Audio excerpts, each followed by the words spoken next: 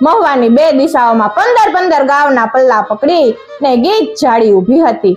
90-90 હાથને માથે ડોકા કાઢીને સાગરના દરિયાના જૂથ આકાશની સામે માથા ઝુલવતા નાળિયેરીઓ સામસામા ઝુંડ બાંધી ને સૂરજના અંજવાળાને રોકી રહી હતી અને એકબીજાના આંકડા ભીડી ને ઉભેલા કંઈક કાંટાવાળા ઝાડ ઝાંખરાને ડાળીઓને ડાળીએ એવી તો ઠઠ લાગેલી કે માહિતી સસલું જાય તો એની ખાલ ઉતરડ જાય।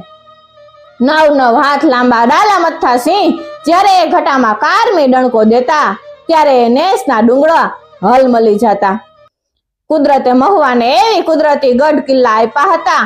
ભાવનગરના લોટકા ભોપાળ આતાભાઈએ આ ફૂલવડી જેવા પરગણા ઉપર 3-3 વાર નજર નાખી હતી। 3-3 વાર એની નજર ફોજ જસા ખસિયા ઉપર ચડી હતી પણ કાંઈ કાર ફાયવો નહીં। સૂરજનું કિરણ પણ ન પેસી શકે એવા કાંટાળા ઝાડની જાડીમાં તો કીડીઓનું કટક કર્યા વિના પેસાય એવું ન હતું।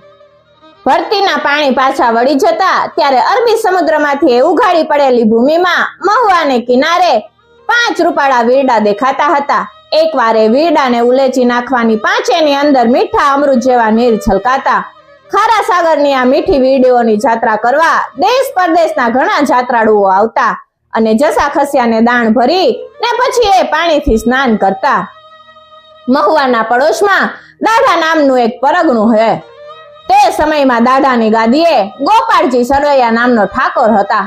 ગોપાળજી સરવૈયા મહુવાના ખારા સાગરની મીઠી વીરડીઓની જાત્રા કરવા આવ્યા। ખસિયા રાજાએ ગોપાળજી પાસે દાણ માંગ્યું। મૂછો મરડી ને ગોપાલજી કહે, મારું દાણ? હું દાઠાનો ધણી,